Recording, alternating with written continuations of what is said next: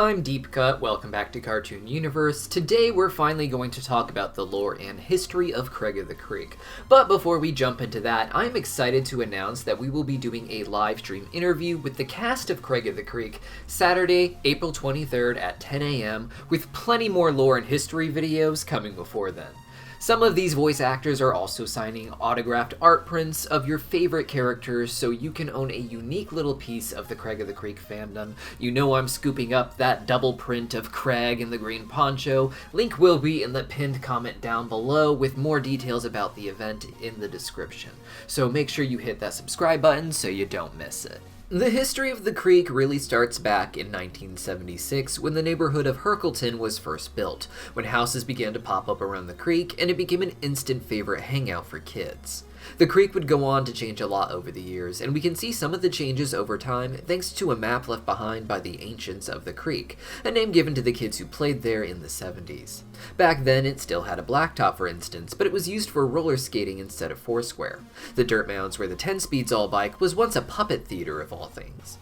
By the year 1980, the Creek community had built up its own little hierarchy that eventually divided itself into two distinct factions for control of the Creek. The remaining children seemed to despise both parties and what their idea of control was, so decided instead to become inside kids, with notable kids like those of Founders Fort and the Gamekeeper being among them. Due to one of the Gamekeeper's journals being destroyed, no one really knows the outcome of the game or what exactly even caused it, but ultimately the problem was any kid wanting to control the Creek at all, as the Creek thrives when it's a place of freedom. As the war waged on, more and more children seemed to stop coming to the Creek, even the people who were fighting for control of it, leading to the Creek becoming a safe place for new children to return and start Creek society anew. Kids from all along the creek could play freely again, eventually leading to the 2000s. Around this time, Kenneth came into the creek and made great friends with the kids who would go on to be known as the Elders of the Creek, who are currently in high school within the show. Despite looking smaller than the Elders when they were friends, Kenneth appears to be in college at the present, with the rough draft design work showing that his sweater is in fact a college sweater, meaning he is a few years older than the Elders. Kenneth was a bit of an anime geek and bonded with the Elders over their love of one particular anime, Haru, King of the Forest. Kenneth liked it so much that he would dress up as Haru.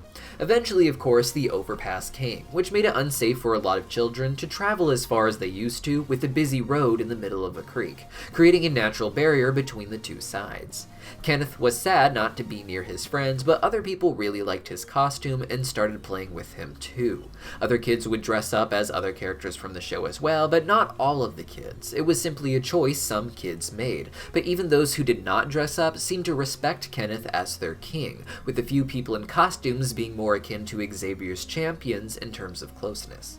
Like Xavier, Kenneth provided candy for everyone he played with, but it seemed less like a tool of control and just another good thing Kenneth thought he could do to thank the people he saw as genuine friends. Because of this, Kenneth would disassemble a Rubik's Cube type toy he had and give one piece to each of those friends, including those outside of his direct friend group, such as the leader of the roller skaters of his time as well as the head chef of the King's Kitchen. When combined, the cube should reveal the location of a treasure known as the Heart of a Forest, a treasure that Kenneth hid for a future kid to one day find. The fact that Kenneth gave so many pieces to kids so distant from him really shows how much he learned to appreciate everyone who was nice to him as a kid, not just the people who spent the most time with him the way his younger sister and younger brother would go on to with their BFFs and their king's courts. This earned him a good reputation, and by the time he got to high school, the idea of him as a king in the imagination of the kids was well cemented, giving his sister a legitimate sense of power when she first took over as king. By the end of her reign, Cheyenne was seen to care quite a bit about expanding her kingdom and enforcing her will, which led to the rise of the original Green Poncho, who was trying to stop her from expanding too far, and used the overpass as a final barrier between Cheyenne and the other side of the creek. The first Green Poncho understood the conflict between Maya and Omar well, indicating that she too lost a friend due to the royalty of the creek. Perhaps this friend was Cheyenne herself, or perhaps it was the girl Michelle Green talked to on the phone, Diana, who apparently hadn't hung out with her in some time. This seems to be the same Diana who picks up Cheyenne and her BFF Randy from the creek after passing the crown down to Xavier. Cheyenne shows some regret over choosing Randy as her BFF and tells Xavier to choose his more wisely. So perhaps Michelle Green and Randy had a close friendship before Cheyenne broke them up, similarly to how Xavier broke up Maya and Omar. Xavier already had a history of roping people in with gifts and prestige, and becoming the actual king of the creek with some muscle behind him triggered a very tyrannical regime where all kids are forced to play in the Haru-inspired outfits and only games that Xavier can feel important in. These kids did not choose which characters they wanted to be from Haru, but were instead assigned the outfits by the king based off of how much favor they had with him. Candy became the tool with which he would bribe the important people he needed to reinforce his position as king, and everyone else got really bad candy such as candy corn and had what they loved taken away. Early on, for instance, we see him not just forbid the playing of Rhino Racers, but outright destroy other people's Rhino Racer toys. In Season 4, we see a lot of other forms of play that he outlawed under his rule, such as roller skating, which temporarily broke the chain of command for many kid tribes such as theirs for several years. Michelle Green would try to stop Xavier by invading his territory instead of just protecting the overpass like she did under Cheyenne's rule, but after Xavier recognizes her, she succumbs to peer pressure and calls up the aforementioned Diana to hang out. We would later see her hanging out with Cheyenne and her friends at Cheyenne's house, so it seems she resolved whatever issues she had with Cheyenne and perhaps found a way to really be her friend. Omar, of course, would go on to take over the role of the Green Poncho, guarding the overpass for a few summers, leading to the beginning of the show, where Craig and his friends are all well on their way to exploring the creek and uncovering the different histories we talked about so far. At this time, Craig's side of the creek has Kit stabilizing the snack market, which serves as the creek's economy, allowing for all kids to play whatever way they want without much oversight. What little wisdom they need tends to come from the elders of the creek who once played with Kenneth. Although not seen as royal, they are actual high schoolers and therefore just know how all sorts of things were settled at the creek throughout the years.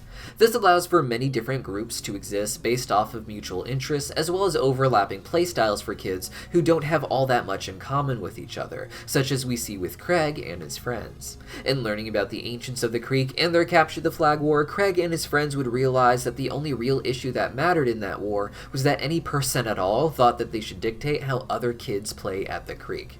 It is because they understand this idea that they are able to complete a series of challenges left behind by the ancients of the creek known as the Gamekeeper. As a reward, they are given the flags from the game, not to play with as toys, but as a symbolic reminder of what the creek needs to be for people to actually want to go there. Craig uses this wisdom when he challenges Xavier to a battle for control of the creek, or rather, for its freedom. And while Craig is somewhat tested here, he ultimately chooses not to become any real authority for the creek after winning, and to instead let the other side of the creek go back to developing naturally without any real ruler. From here, Season 4 began, and Craig and his friends would start to explore that other side of the creek, and the cool new kid communities that exist now that the costumes are coming off and more kids are coming back outside. Season 4 and perhaps beyond will show Craig and his friends looking for these treasures, interacting with other cool new themed kid groups from different parts of the creek, and even exploring some long abandoned locations where pieces might be hidden. As Omar said, some pieces weren't given to friends, but just hidden in the creek itself.